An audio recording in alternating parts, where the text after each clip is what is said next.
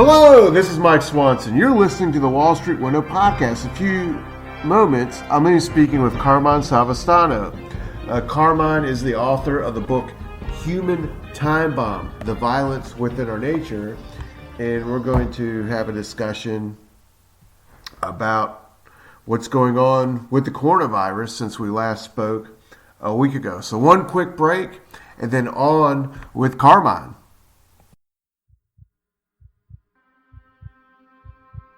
Humans. Their nature demands competition, the rising tide of aggression shaping the world around us. Natural fear and disgust can overcome the ability to reason. Coping skills are left wanting. Carmine Savastano, Human Time Bomb, The Violence Within Our Nature, poses significant questions and considers the evidence that violence shapes the past and present. Human Time Bomb, The Violence Within Our Nature. Order your digital and print copies now on Amazon.com. For more information, visit tpaak.com. Carmine Savastano, Human Time Bomb.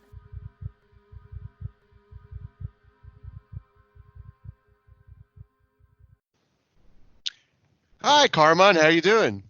I'm doing good, Mike. Good to be back. I mean, good as we can be doing right now. Yeah, I mean, this is the start of the second week for me where they've shut everything down where I live, at least when it comes to a lot of businesses, restaurants, bars. It's you can just go on and on. I'm not in a complete lockdown like you have in New York or San Francisco, but went to the mall Friday and everything was closed. So it's an interesting world we live in, and I think it's going to go on longer than just 2 weeks. The projections. I think we talked about it last week, or for several months really. Yeah. And I'm going to actually link. You have links too, and I'm linking to the federal government created a planning document 3 weeks ago, dated exactly March the 13th, U.S. government COVID response plan. This went out to all the bureaucracies of the government, and it's projecting an 18-month crisis. That doesn't mean we're going to be locked down for 18 months, but this is going to go on for quite some time. I was just going to add, yeah, and that's kind of what the plan was with the pushing things down. They're just extending it, so it might even go on beyond that. I think they're probably, shooting for an in-the-middle period for that. But we are all, even the experts, are operating with something they haven't dealt with before. So the best we're going to get is informed guessing. That's correct. And the 18-month, and people can see this is a difficult document to read. It's, for bureaucrats, but that 18th-month figure is what caught my attention, and it's based on the notion that they'll have a vaccine developed and able to be distributed by then. That would completely end everything. So that's there's talk, hope, but I think it's pure fantasy, honestly, that they'll be able. There's people hoping they'll have a cure or something within weeks. But that's not going to happen. It's just unreasonable to believe in such things. Yeah, and you unfortunately you see people out there pushing deceptions and lies to make money on people, including Alex Jones, who was recently ordered by a judge to try to stop selling his coronavirus prevention toothpaste.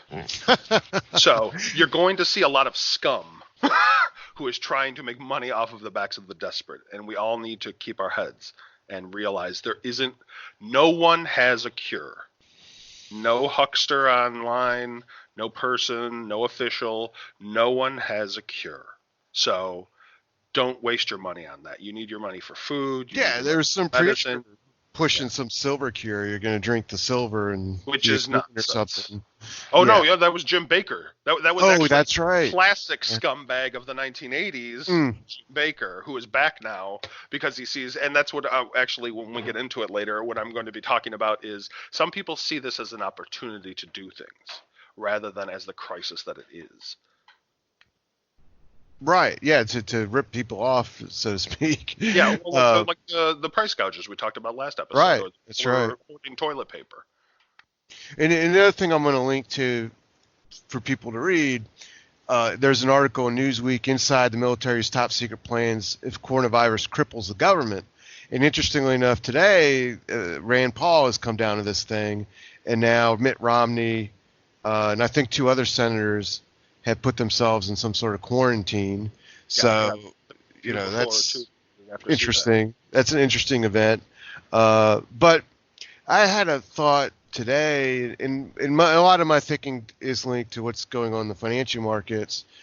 But um, you know, I don't believe, for the most part, this has been a shock.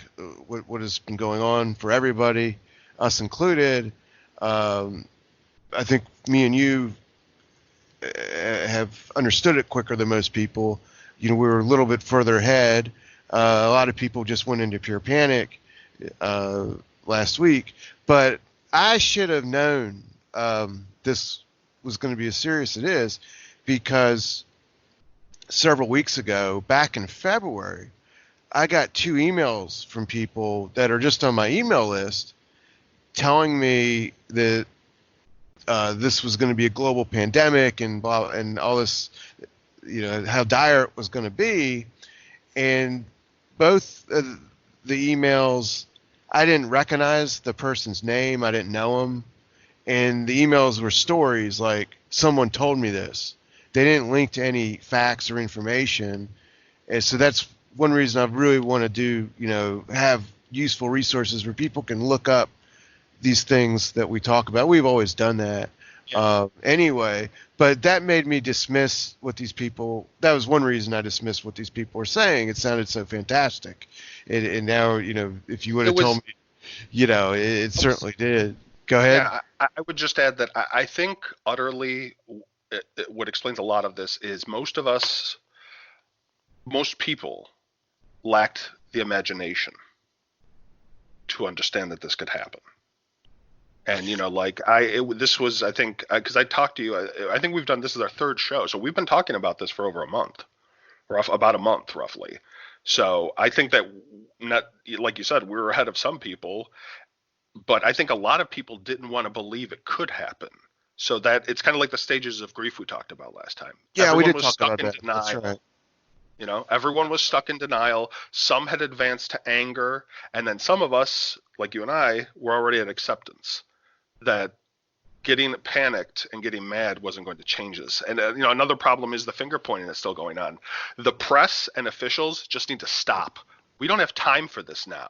You can all play those games when it's past. You can all call each other names to your heart's content once this is done. But right now, you need to be focusing on your jobs, or you need to resign, because we don't have time for your bickering. Hold that thought for a second, because that's kind of something I've been thinking about. Your line of what you're saying right there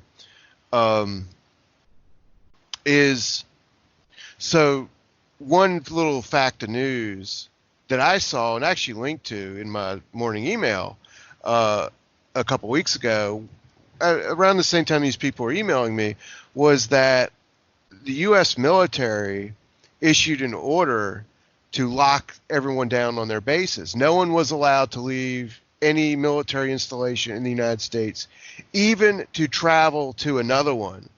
Now, that's a hugely significant thing, and if people read this Newsweek article about military planning, it's not saying they're going to do all these things. It's just plans. And the fact that they locked everyone down on their base showed, weeks ago, showed that the U.S. military was taking this very seriously as something that could destabilize the country or cause some sort of problems where they would have to be certain that their personnel were ready to assist, not take over, not, create, martial law or something, but to assist. And so forth. So I saw that story a few weeks ago. I should have really, taken away from my time to really think what that meant. I'm someone that could have figured it out, but I was so tied into the gyrations of the financial markets, caught up in that. Yeah, you hate your job, you got family. We all have a bunch of other concerns. I don't blame, and that's why I say what I just previously said about that the finger pointing can wait. Get over it. Everyone's ego needs to be pushed to the side so that we can assure the survival of the most amount of people. We don't have time to play these games. And that's kind of the one of the idea I'm playing around with today is that you are speaking as if this is a wartime situation when you say those things. Yeah. And I think it is. That's what I was thinking today. And we have heard the phrase, war on drugs, war on crime, even war on terror, war on this and that, but thrown around in our lifetime. Yeah, for existential threats. But this isn't existential. This is a real threat we can actually do something about.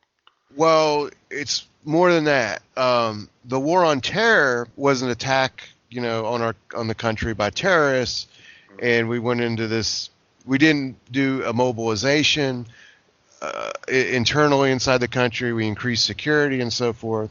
But although New York was attacked, the Pentagon was attacked, 2,000 or so people were killed. It did not have widespread effects throughout society in a meaningful way. It didn't really damage the country in a meaningful way. This is different. This is a strange thing. And I was thinking about, I don't know, were you a Star Trek fan when you were a kid of the old show? Yeah, I'm a weirdo. I liked all that stuff. Well, there's an episode called, I've watched them all when I was a kid. There's an episode called A Taste of Armageddon, and it was about two planets that were at war with each other, but they weren't using weapons. They weren't bombing each other in that sense. They had created these computers to simulate war, like a game, and then the computers would tally out the casualties, and then the people would have that number of people killed. They'd be real casualties. Wow. But the war that they were fighting would kill people. It's like they're playing a computer game, and they would kill. Chess with real result. Yeah, the results were the death of people, but they didn't destroy each other's civilizations. They didn't bomb buildings. They didn't annihilate each other with nuclear weapons. And the gist of the story was, we're not using nuclear weapons. We're doing this instead, so we don't annihilate each other. We don't have Armageddon, but we have continuous warfare. Well, we have had, American history, World War II, World War I, the Civil War, and so forth, American Revolution. But even the Korean War and Vietnam, these overseas wars, or Iraq and the consequences of 9/11, these are overseas wars. It's the Civil War and American Revolution are were fought inside the country, and I'm thinking the effects on the economy and people's lives is as if this is a war being waged on the country without tanks, without bombs, but with the same devastating effects. There's a good chance, a good number of people are going to die when this is done with. But now it's not just that a good number of people are going to die. We've already faced economic consequences that would be the equivalent as if someone has bombed all the countries all the cities in the country. All the businesses are shut down, and teachers aren't working. It's as if every school was bombed or something. Well, and that's why it makes me think of that Star Trek movie, because the buildings are not destroyed, but they might as well be. Yeah. Well, it's like a strange. We're really going through a strange type of situation that is similar to war. Well, what I would say is this is not in the classic sense of like someone can control it, but this is viral warfare. We are, and this isn't just the US, we as a species are at threat. This is a World War III, and it's the virus versus humans. Yeah. So I don't think people have wanted to or do appreciate that yet. And that's why we don't have time for all the usual nonsense. That's why if TMZ wants to be of use, then send out your people to shelters and start helping medical professionals. Because we can get rid of, there's a lot of entertainment out there that we're not going to be doing for a long time. So it's time to start coming up with other things that we can help the effort with. And people are going to need to get used to that. Enjoy the entertainment. We have an endless record of entertainment that spans over a century. There's going to be plenty of things you can entertain yourself with, books and movies and all sorts of things. If you want to use your time now, use it to help people. Use it to stay at your house and take care of the people there if anyone's sick. Use it to do things around the house. It is like you said, it does kind of in a way, the opportunities of a World War II effort are there if we want to use them. We can help. We can't just expect that the government and officials are a very small minority of all of us. There are hundreds of millions of people in this country that are able-bodied, that can do something to help. Now's your chance. Everyone talks about wanting to help. Everyone talks about wanting to have time around the house. Well, now we have both. We have both opportunities to do both. That's right. That's right. So it's in one sense, all of us has the choice of what are we going to do with this situation. Just like you're saying. Yeah, and it doesn't have to be. I don't expect, you don't want to put yourself at risk. I don't want you to send your kids out to help at a hospital or you go help at a hospital. But you know what? If you have any extra resources and you can, if you know somebody who is a specialist and is out of work, I guarantee you they got a job for them. There's lots of ways we can just communicate using telecommunications to help the effort of not only our government, but of all levels of society. If you've got an extra building that you're not using right now, offer it to your local city as a triage center for sick people. There's lots of ways that we're going to see right now, I think, in the next 6 months, who really cares about our society. We're going to see if these people that, are at the top of our society really care about it, really care about their place in it.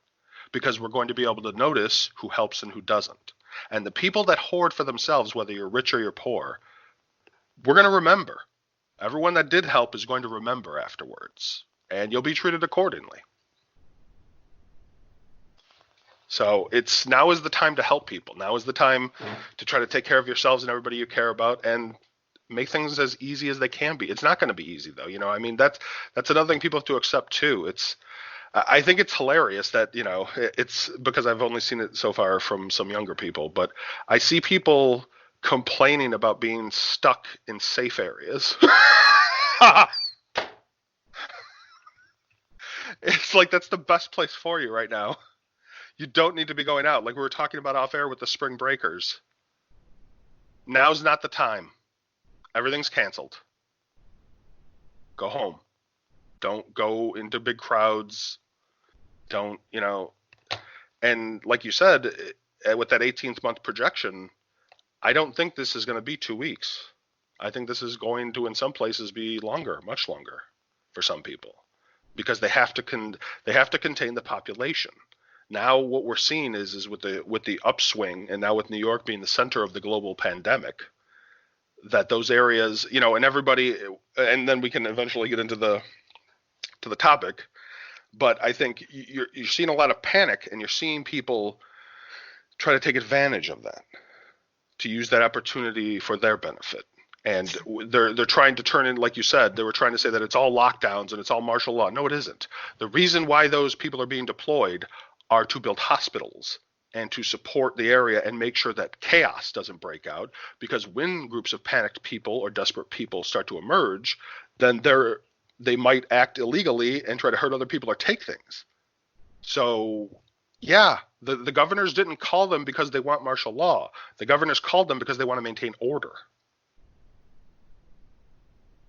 Well, and the thing about wars, whenever they happen, is the phrase is the first casualty of war is the truth. Yes. So you get flooded, with all sides and groups spreading propaganda.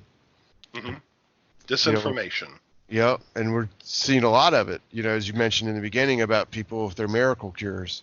Yeah. Well, and it extends, like you and I were discussing, I think the more dangerous, I think they're dangerous. We should not let these hucksters and these charlatans rip people off. We should never do that. I'd make it go even farther if you want my opinion, but that's another story. But I would say, especially during a health crisis,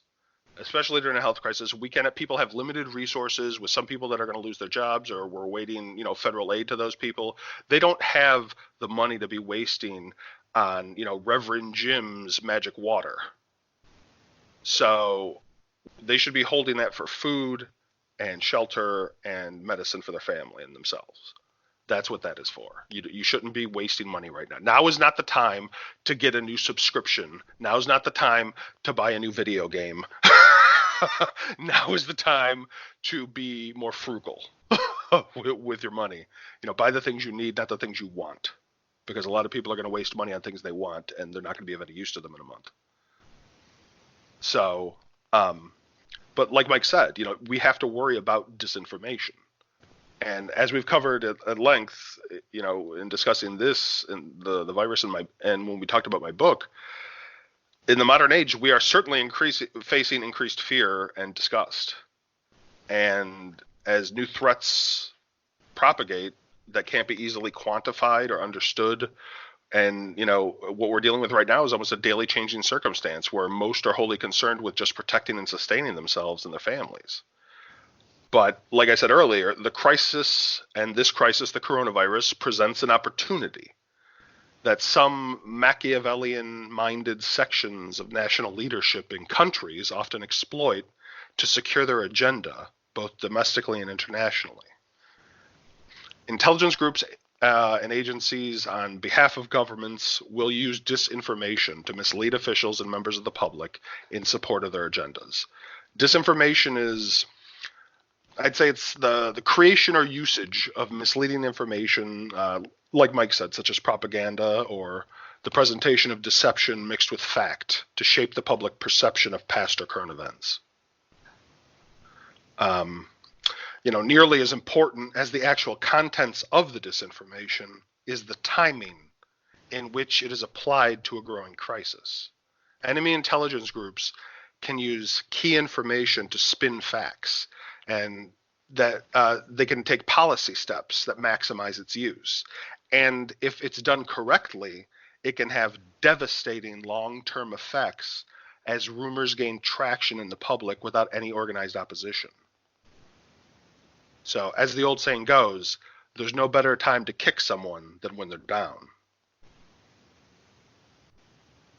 Well, where do you see right now some of this sort of propaganda happening? Well, it's interesting what actually brought my, because you and I had talked about that, I said that there was definitely a potential for this to happen when this first started coming up. And I didn't, know specifically how it was going to emerge. I just knew that this was going to be an opportunity for people to do things. Our own government too. I hope the listener understands. I trust our government to do some things, but I too understand that they are going, it's a unifying, we need unification. It needs to happen for all of us to assure the maximum amount of people are okay. But we also still need to question when they want something that's a step too far. This shouldn't be an excuse for an expansion of government powers. And them helping people, in my opinion, is not an expansion too far. But were they to attempt martial law in the country, that to me would be too far.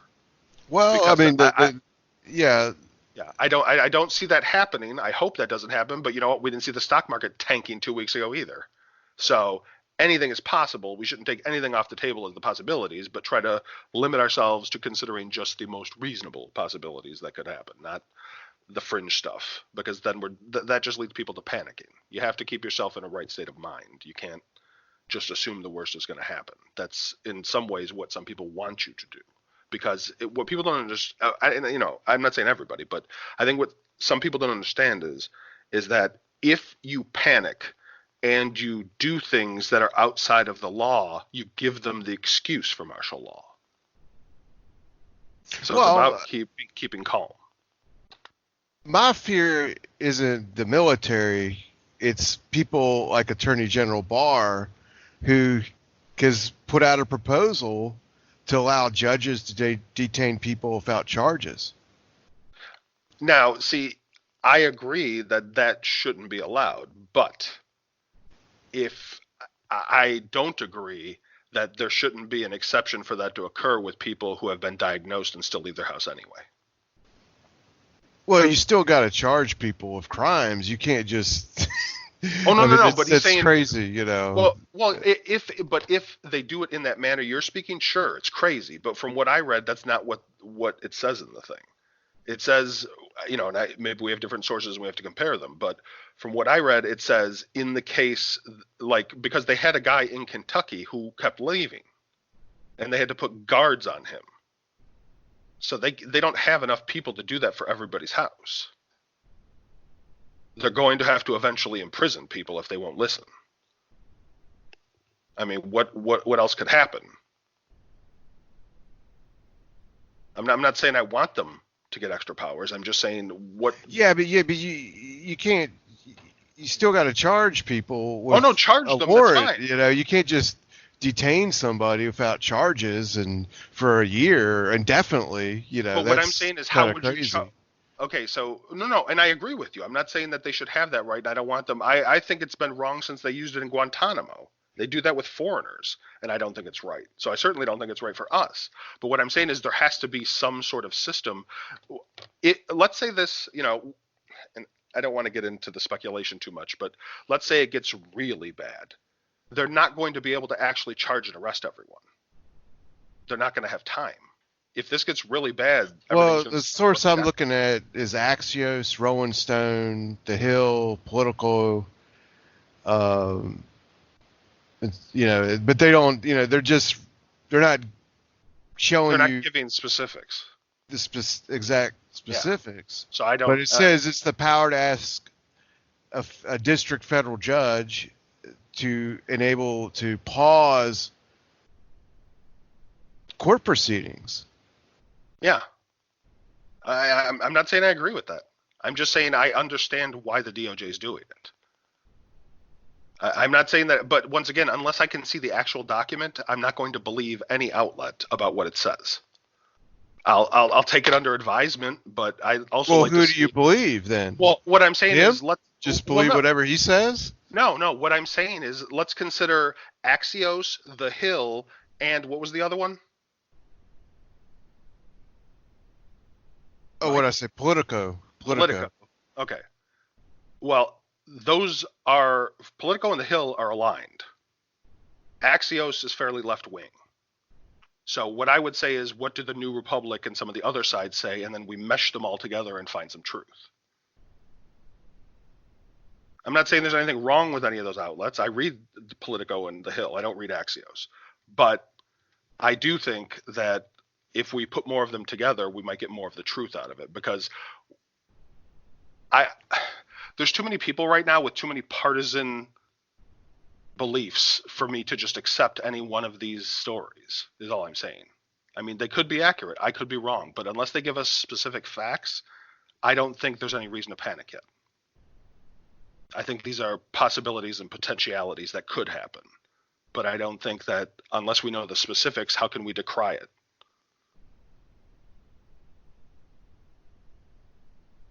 Well, it sounds more like, what's the word for it? Trial balloons. Yeah, no, you know what? And you might be right.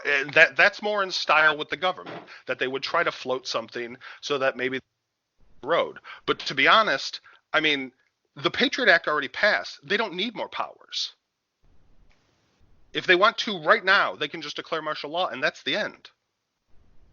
And that was all under Bush. It's not really that simple just to declare martial law, just snap your fingers like that. But in the Patriot Act, it does have a provision that allows the president to declare a state of emergency without consulting Congress, without asking anybody else. He can declare a state of emergency for at least 90 days, and that is literally the end of argument. The state of emergency gets enforced. So how is that not what everybody's saying could happen now? It already can happen. Well, when I was speaking about the military being in these bases, yeah, that's what they're doing. It's not like, let me put it to you this way. The president or any other official can't just snap their fingers and say, it's martial law, it's state of emergency. There has to actually be one. Oh, no, no. There would have to be, such a breakdown of law, of order, there has to be. I don't really think that's going to even happen, honestly. No, We're just. And I don't. I kind of got you on a tangent talking about I should have even brought this up. Well, no, and that's fine. Attorney General thing. Yeah, well, what I'm saying was that everybody, I think people are panicked about it. I don't think that that's going to happen. They might be try to float a trial balloon, but like I said, you need a justification, but this would be a justification. The problem with him, though, is he's creepy, and he embraces this unitary executive thing, and he gave speeches completely twisting the Constitution around. Yeah, and just a few. I mean, I did it on the Chuck and Shelley show, reading what he was saying about his interpretation of the office of the presidency and the Constitution, and so he's just got some beliefs I don't think are even constitutional.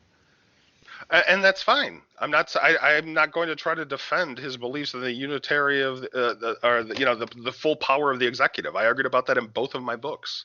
Yeah. That shouldn't be. That no one person should have that much power. No one does under the Constitution. So he's wrong. But I think people are overreacting because they don't like him rather than what he's actually doing. And like I said, well, I don't know. I should say I don't like him. I don't know him. Well, I don't like his theories. Yeah, well, and that's fine. No, I'm just saying, but there are people who genuinely just don't like him. Right. So they're, of course, going to get the worst interpretation of this and present that as the truth. And then there's going to be people who do like him, who are going to say this is all nonsense, and everybody's just making a big deal about nothing, which isn't true either. So I just think, it's... But this conversation, though, and what we're saying, it's a interesting thing because this is the issue of what happens. This is an example of what is the issue that happens when a country does get into a wartime situation. Because here I am, saying I don't like this bar's theories, and yet I've also saying that I trust what the military is on guard for, and I trust them to be there.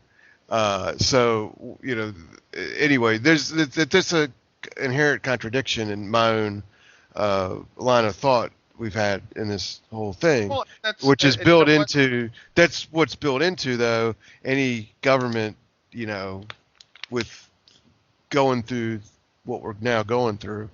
Yeah, there's going to be inconsistencies. There's going to be people. I mean, for anybody that and then I'll jump back into it. But I also think this is an example of we're doing it a lot more reasonably, and we can compromise. Yeah, sure. But when people debate about this stuff, it usually goes off the rails, and that's what we're talking about, is disinformation basically making that happen. And I think, and I'm not saying that any of the media outlets, left or right, is necessarily putting out disinformation, but there's a bias that has become so pervasive in almost every media outlet that you're not getting the straight story anymore. You're getting a slanted version. And so I think it takes taking some from the left and the right and then putting them together. and then finding the areas of agreement. That's where the facts are usually. But, it's like you've talked about before in some of the shows we've done. It's like night and day. You can see two realities happening if you put some of these channels on next to each other. Oh, sure. Where it's almost not even the same thing, even though they're talking about the exact same thing. So I'll loop back around to jump back on to what I was talking about is another threat that I think, and this kind of goes along with Mike when he was talking about that this is feasibly a wartime footing, is that people will take advantage of this, and that includes intelligence agencies. Among the intelligence groups with long-standing effective disinformation operations are the Russian and Chinese intelligence groups.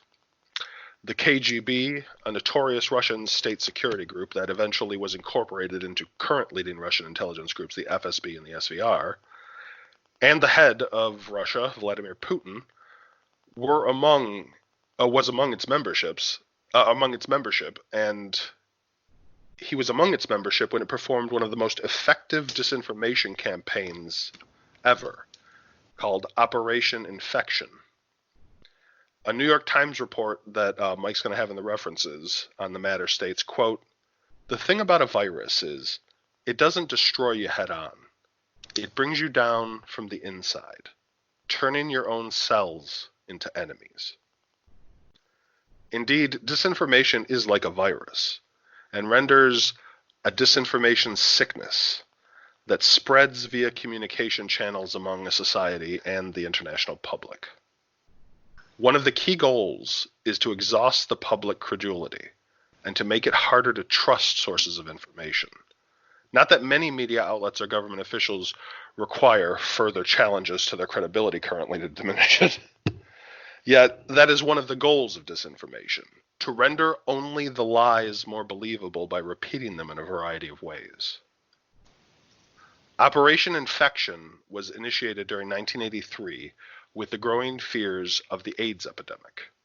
The KGB recognized there was an opportunity to use this horrible virus to spread a disinformation campaign.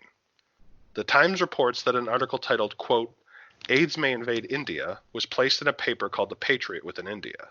The false media story blamed the epidemic on the United States and claimed that the Pentagon was biologically testing weapons and was responsible for its release.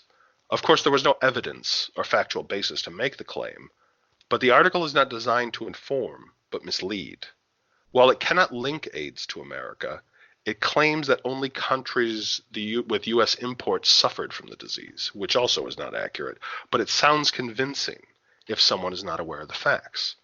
Even the paper's name, The Patriot, could provide an honest-sounding platform that purports to be concerned with important issues to citizens, but it just amplifies the belief of those reading it. The paper claimed that the virus was stored at Fort Detrick in Maryland. Sound familiar, Mike? Yeah, we've talked about that place before. Yeah, which was the U.S. had stored lots of biological agents and studied them in the past and used them with the CIA and the military. However, these agents were eventually destroyed and were older creations from prior decades, not anything close to the AIDS virus. Yet, and we can see that from the documents now, but yet using a Cold War fact about the storage of biological weapons that the KGB was aware of, it bolstered the false portions of the claim, and it renders all of it more palatable. According to the propaganda piece, the U.S. had designed AIDS to kill black and gay people. This detail was likely included to maximize domestic tensions that were roiling during the 1980s. Using societal divisions is a tried and true way to increase already present conflicts and removes the need of creating an issue of controversy to exploit with the aid of significant disinformation campaigns. This can be followed with concealment of the facts using a, quote, useful idiot, such as supporting experts, and this is all followed by denials and waiting for the disinformation to take root. Yeah, one interesting thing about this story is, so I didn't know or forgot about the KGB origin of it, but I know, and I'll find an article of this in it, for people, but I know that in the United States, maybe the KGB got it, created this, but I know the Lyndon LaRouche group really were the biggest promulgators of this. Mm-hmm. And so most people don't even know who they are, but just say, let me put it this way. Let's say a foreign government created a story about something. The way these things get actually promulgated is by the so-called alternative media, someone in there popularizing it. They're the, as you said, it's the disinformation is a virus. It's created somewhere, then it spreads, and the real carrier of it that gets it going is usually someone in the alternative media. And with the AIDS thing, I know the Lyndon LaRouche group was really big on this. This was when Reagan was president, when it was in the early 80s at some point. Anyway, I just throw it out there. Well, and that's interesting to see to track the spread of the disinformation sickness, because that's basically what happened. Is they find a carrier and they infect people with it, and then they send them out there to spread it amongst the public, and it works kind of like a virus in that way.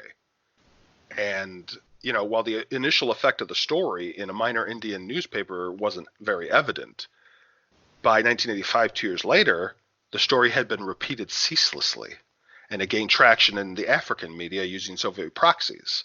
And then a year later, 2 East German biologists confirmed the claims without evidence, and that strengthened the spread in Europe.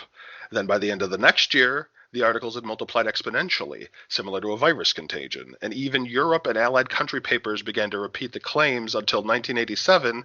Dan Rather on the CBS News was repeating the disinformation begun years earlier.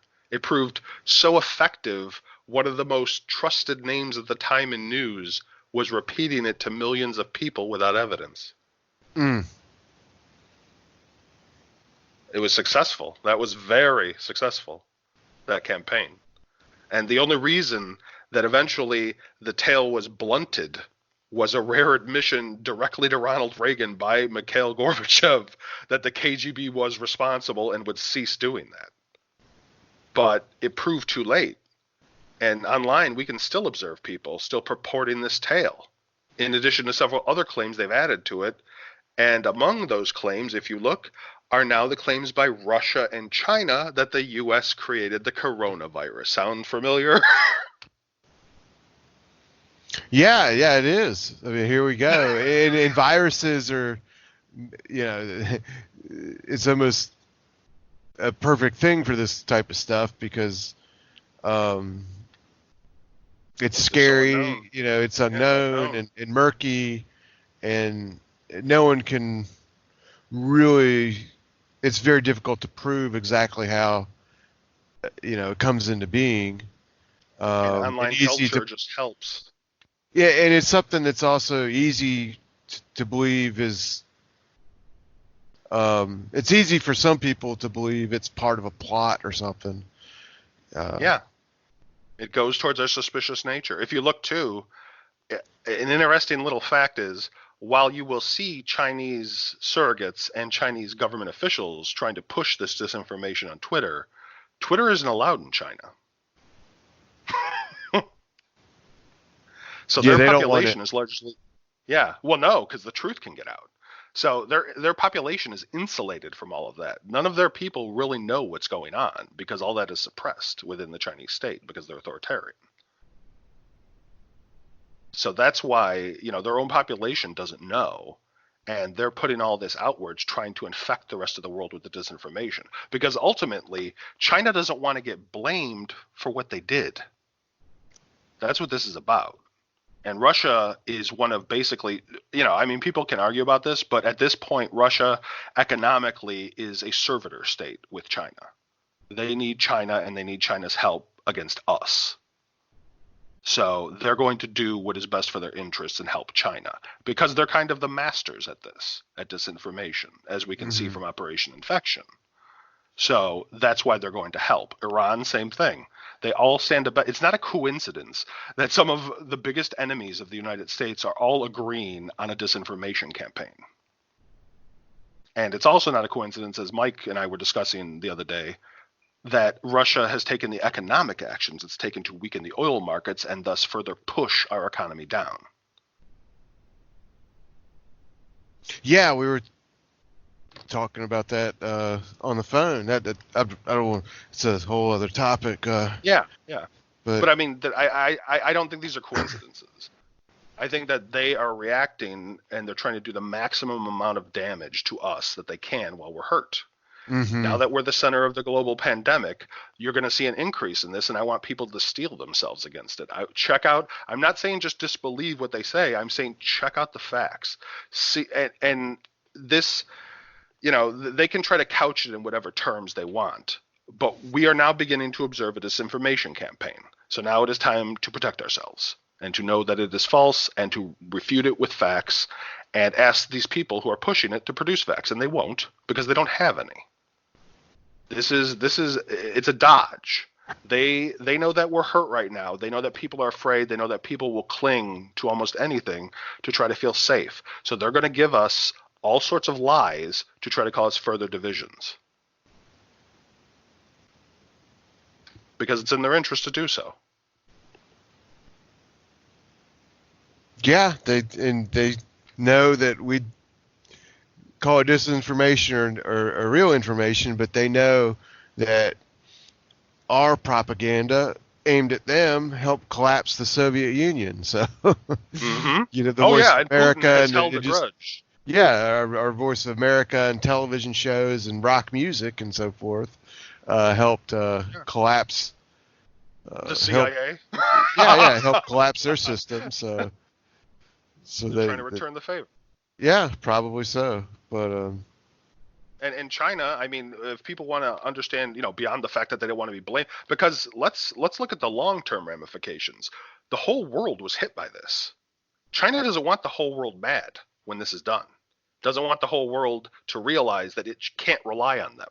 It can't rely on the authoritarian system to protect. We said in a couple shows back, I think this is the best argument ever against globalism. I'm not saying that we can just stop globalism, but I think there are certain specific national security interest infrastructure businesses that never need to be outsourced again. All that needs to be brought back. We should have our own manufacturing base. We should have our own stockpile of chemicals to make antibiotics. We should have our own stockpile of masks. This can never be allowed to happen again.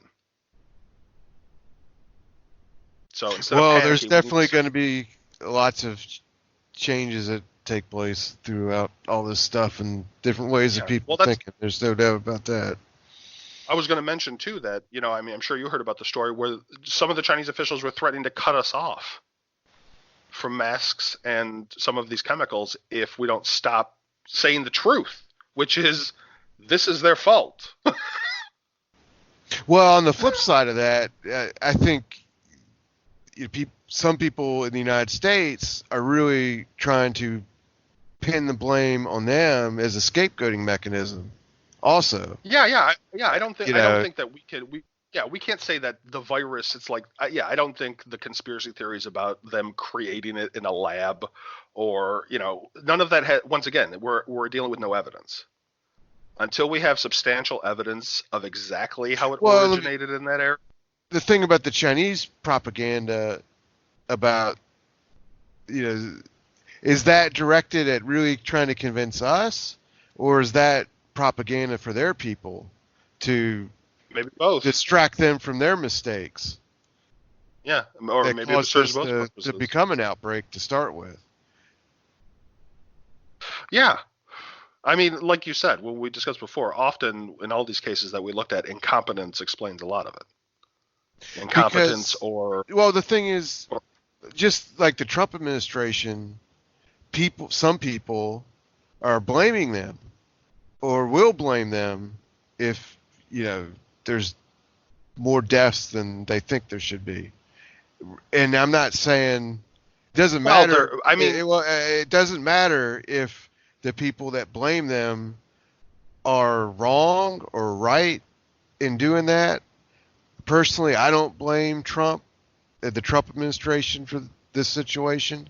I think it's a little silly to blame him for it, but it doesn't matter. Yeah. Some people are going to do that, and every government in the world is going to be blamed by their people for this or that. So it's just a natural thing for these government leaders to scapegoat for those to enable their populations to blame other people. So I think that's part of what's is going on too. I think that, I think that certainly is part of it, and people are going to try to use it to scapegoat their own incompetence. But no matter how incompetently anyone has handled this once it left the borders of China, I don't blame the Chinese people are victims in this. I don't blame the Chinese people. Maybe that's what people need to start distinguishing between. I don't think a single Chinese citizen should be blamed for this. I think that their government has failed to such an extent on so many levels. One, not having health codes, not having sanitary conditions for them to have markets in, not providing them with basic infrastructure so that they don't have to get sick and take care of themselves, so that they, I understand they might have quote unquote universal health care, but I'd love to see that stacked up against any first world country's universal health care. I don't consider that the average Chinese citizen, while the leadership might live in a first world country, the people certainly don't. So it to me, I am just very, and I'm going to be very outspoken on bringing up this disinformation and pinning it on the Chinese government and the Russian government because they dared to try to blame us.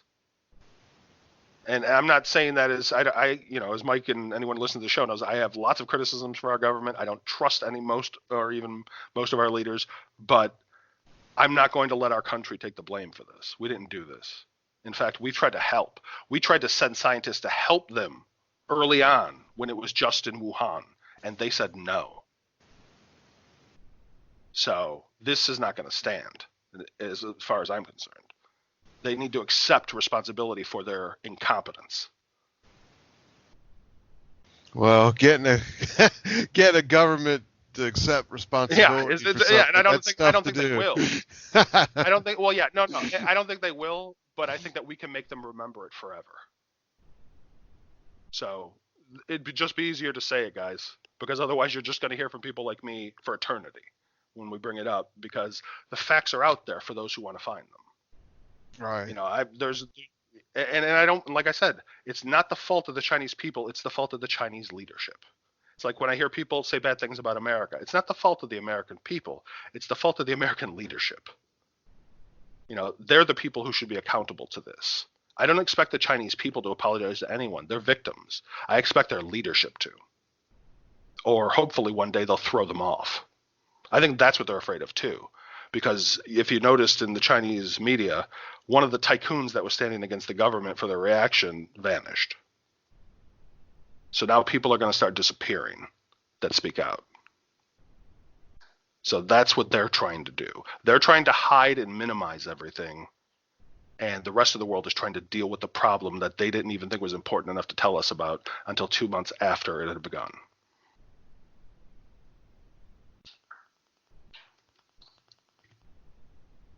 Well, it's an interesting. Well, not interesting is the word for it. It's a situation we're now all in.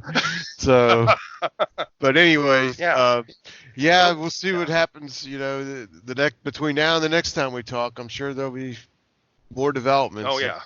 Ongoing. I'm sure there'll be more Russian media outlets that are putting it out.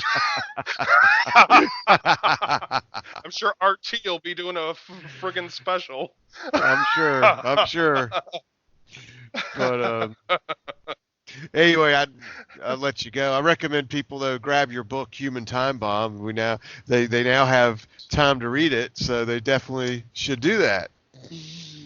Applicable, I guarantee you. You'll find something in there that applies to some of the things we're dealing with right now. For sure. You'll be able. One of my friends, one of our friends actually told me that they were reading the book, and when they went out to get stuff the other day, they were just like, "Wow, that is is spot on behavior as far as fear and disgust." I mean, that's what disease does. It generates it in us naturally. These reactions. Yeah, no, for we're sure. Gonna see it. No, I mean, I went to Walmart Saturday, and you know, and people were on edge. Hmm. They were. Yeah. Well, like I said, the best we can do right now, just try to stay safe, stay healthy, and try to make things as easy as you can on other people. If you've got a little extra money, take care of those people who deliver you food. Because it's interesting to me, if you notice, on all those essential business lists, guess what weren't on the list? Things that require CEOs and high paid executives. Yeah, Those weren't that's on the something. list. That's interesting. That's interesting.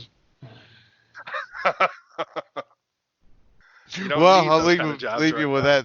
that. Leave everyone with that thought, and thanks for talking to me and everyone else, and